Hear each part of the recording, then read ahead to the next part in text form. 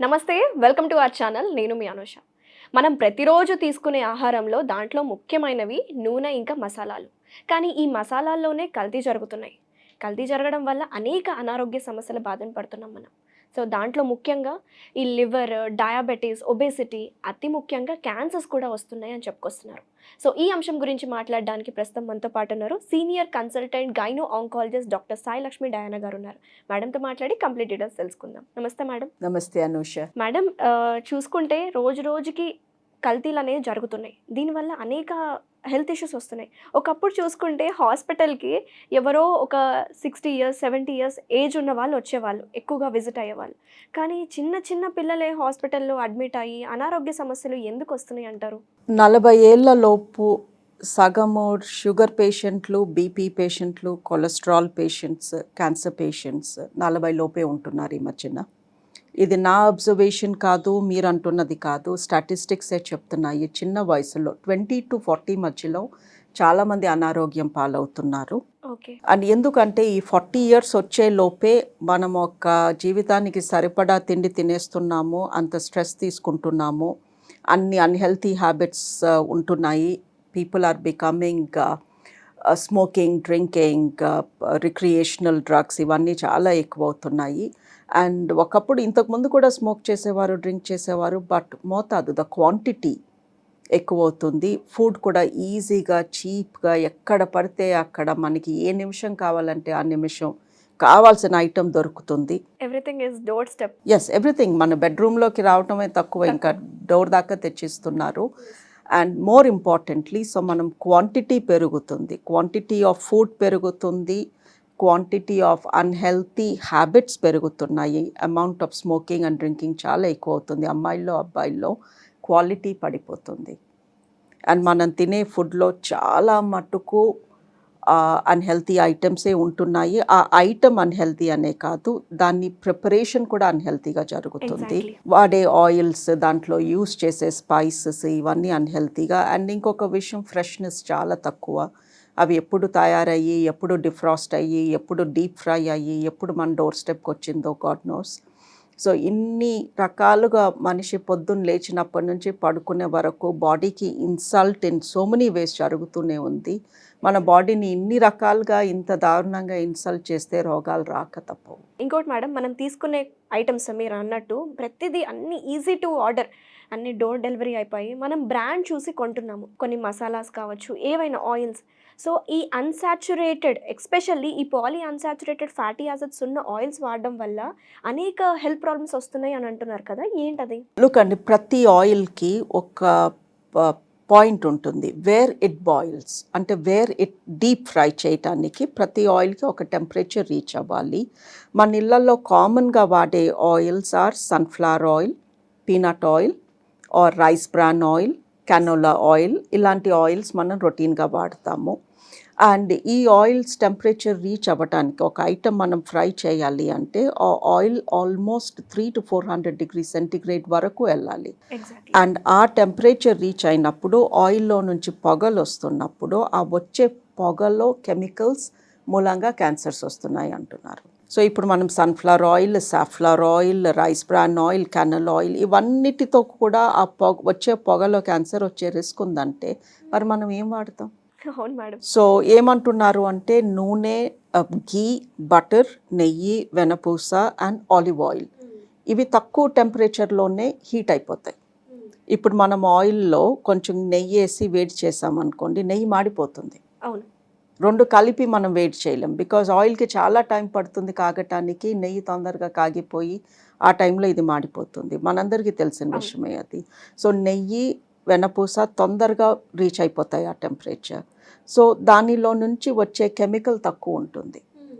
So మనకి ఏదన్నా deep fry చేయాలి అంటే మనం వాడే సన్ఫ్లవర్ ఆయిల్ కానీ, పీనట్ ఆయిల్ కానీ, వీటివి చాలా హై టెంపరేచర్కి వెళ్తే కానీ అవి సెగలు రావు. ఆ వచ్చే సెగల్లో వచ్చే కెమికల్స్ మంచివి కావు. సో బేసికలీ ఆయిల్ వాడక తప్పము, బట్ డీప్ ఫ్రై చేయలేదు అనుకోండి, మనం కూర వండుకోవడానికి సెగలు వచ్చే వరకు ఆయిల్ వెయిట్ చేయము. అవును. బట్ ఏదన్నా ఫ్రై చేయాలంటే, బజ్జీలు లాంటివి వేపుకోవాలి అంటే మటుకు we do it. Exactly. So you need to cut down on deep fry. So sunflower oil వాడొద్దు, సాఫ్లవర్ ఆయిల్ వాడొద్దు, రైస్ బ్రాన్ ఆయిల్ వాడొద్దు, అవి వాడితే క్యాన్సర్ వస్తుంది అంటే మరి ఏం వాడతారు? రోజు నెయ్యితో వెనపూస్తో వండుకోలేము. చేయలేరు కూడా. యా, లీవ్ అలోన్ ఎఫర్ట్, మళ్ళీ వాటిలో కొలెస్ట్రాల్ కంటెంట్ హై ఉంటుంది. So what we are saying is ఆయిల్ని బాగా మరగ కాస్తే ఆ వచ్చే సెగల్లో ఉండే కెమికల్స్ మంచివి కావు కాబట్టి మరిగించొద్దు, డీప్ ఫ్రై చేయొద్దు. మామూలుగా కూరలు వండుకోండి, లైట్గా ఫ్రై చేసుకోండి, ఆర్ సాటే అంటాము, వేరే లైట్గా 1 స్పూన్ ఆయిల్తో ఇటు తిప్పి కుక్ చేసుకోవడం, అలాంటివి తినండి. సో ఆయిల్ వాడితే క్యాన్సర్ వస్తుంది అంటే ఎస్, ఆయిల్ వాడితే దాన్ని మరిగించి ఆ మరిగించిన దాంట్లో మీరు బజ్జీలు లాంటివి వేపుకుని తింటే ఎస్, క్యాన్సర్ వచ్చే ఛాన్స్ పెరుగుతుంది. మోర్ ఇంపార్టెంట్లీ అదే ఆయిల్ని మరుసటి రోజు మళ్ళీ మరిగించి, మూడో రోజు ఇంకోసారి మరిగించి, బజార్లో జరిగేది అదే కదా. 2 లీటర్ల ఆయిల్ పోసి బజ్జీలు వండుతున్నాడు ఒక అబ్బాయి బండి పైన, అదంతా పారబోస్తాడా? 1000 రూపాయలు పెట్టుకున్న oil, he's going to reuse it. Next day మళ్ళీ మరిగిస్తున్నాడు. ఒకసారి మరిగింది ఆల్రెడీ అందులో కెమికల్స్ అన్నీ వచ్చి చెడిపోయిన ఆయిల్ని మళ్ళీ మరిగించి అలా 10 రోజులు మరిగించి మనం అవి తింటే మరి రోగాలు రాకేమవుతుంది? So cut down on deep fried food. 1, ఆ డీప్ ఫ్రైడ్ ఫుడ్ తినాలి అనిపించినప్పుడు అది ఇంట్లో చేసుకుని కొంచెం నూనెతో చేసుకుని ఆ నూనెని డిస్కార్డ్ చేయటం మంచిది. బయట ప్రతి ఒక్కళ్ళు they reuse it because affordability. 20 రూపాయలకి నీకు బజ్జీ కావాలంటే ఆ ఆయిల్ ఎలా పారేస్తాడు? మరుసటి రోజు అదే వాడుకుంటాడు అబ్బాయి. So that is where you need to limit.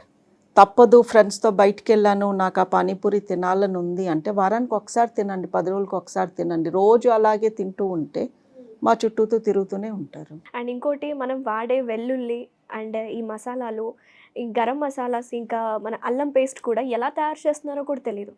But మనం ఏంటంటే ఇది బాగుంది, అడ్వర్టైజ్మెంట్ చేశారు brand, so how to prevent అంటారు మేడం. ఇలాంటి ప్రాబ్లమ్స్ కొన్ని అవాయిడ్ చేయలేం మనం వస్తువుల్ని. సో ఎలా దీన్ని అడ్రస్ చేస్తారు మీరు? ఇప్పుడు ఒకసారి మీరు సూపర్ మార్కెట్కి వెళ్తే అండి, the spice range, okay, fish tikka masala, chicken butter masala, అలాంటివి, కిచెన్ కింగ్ మసాలా, రకరకాల ఒక 20 బ్రాండ్స్ ఆర్ 20 టైప్స్, ఒకే బ్రాండ్లో 20 టైప్స్ ఉన్నాయి. ఓకే, పావ్ బాజీ మసాలా, చోలే మసాలా, చనా బటూరా మసాలా, నిజంగా అన్నీ అవసరమా? మన అమ్మమ్మలు నానమ్మలు 20 రకాల మసాలా ప్యాకెట్స్ పెట్టుకుని వండారా?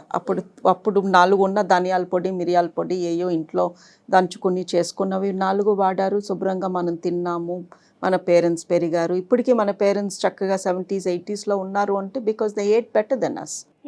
సో ఇప్పుడు మనకి ఇన్ని రకాల మసాలాలు ఎందుకు అవసరం? అండ్ ఒక్కొక్క ప్యాకెట్ 20 రూపాయలు, 30 రూపాయలు. ఫిష్ టిక్కా మసాలా అంటాడు, లేదా రోగన్ జోష్ మసాలా అంటాడు. అవి అంత తక్కువ డబ్బులకి వాళ్ళు అన్ని క్వాలిటీ ఇంగ్రీడియంట్స్ ఎలా వేయగలుగుతున్నారు? చూస్తేనేమో కలర్ ఇలా ఎర్రగా ఉంటుంది, వాసన గుమ్మగుమ్మలాడుతుంది. So obviously there are chemicals, ఉంటారు. ప్రిజర్వేటివ్స్ ఎలాగూ ఉంటాయి. ప్రిజర్వేటివ్ లేకుండా అది 6 నెలల షెల్ఫ్ లైఫ్ ఎలా ఉంటుంది? సో ప్రిజర్వేటివ్ ఉంటుంది, దాంతోపాటు కలరింగ్ ఏజెంట్ ఉంటుంది, దాంతోపాటు ఫ్లేవర్ ఎన్హాన్సింగ్ ఏజెంట్ ఉంటుంది. So we need to limit. నేను వండుకోవడానికి నాకు ఒక కూర చక్కగా టేస్ట్ రావాలి అంటే బేసిక్ ఇంగ్రీడియంట్స్ ఏంటి, ఈ ఎక్స్ట్రాలు అవసరమా? మనందరం ఎవ్వరం వాటిని కొనట్లేదు అనుకోండి, వాళ్ళు మ్యానుఫ్యాక్చరింగ్ కూడా తగ్గించేసి ఆ ఉప్పు కారాలే అమ్ముతారు కదా. అంతే కదా. So sometimes the change has to come in అస్.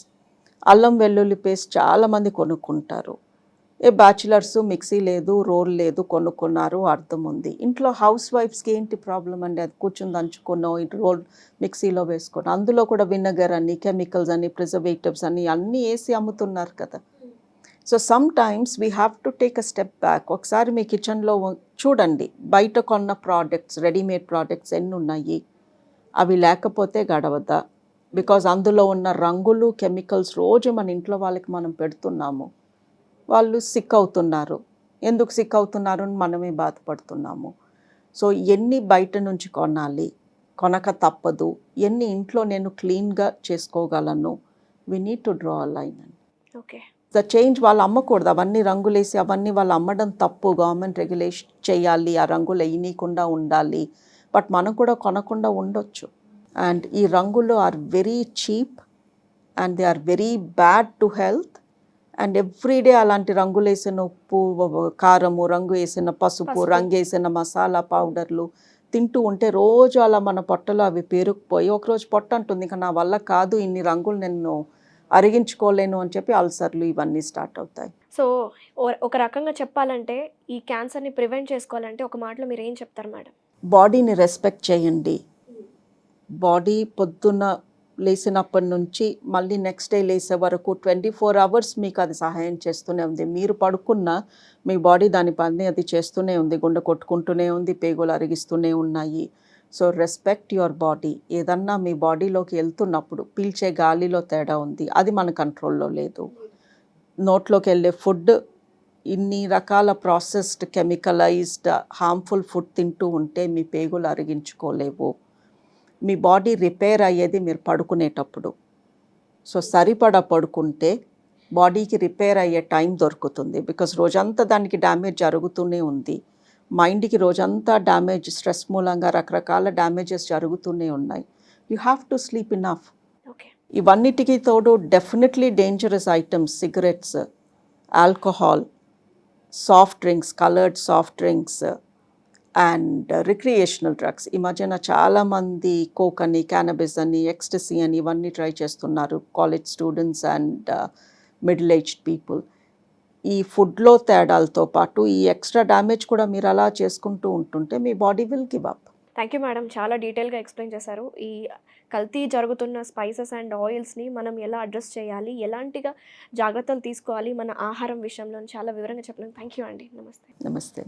సుమన్ టీవీలో మీ పర్సనల్ అండ్ బిజినెస్ ప్రమోషన్స్ కోసం కింది నెంబర్కి కాంటాక్ట్ చేయండి.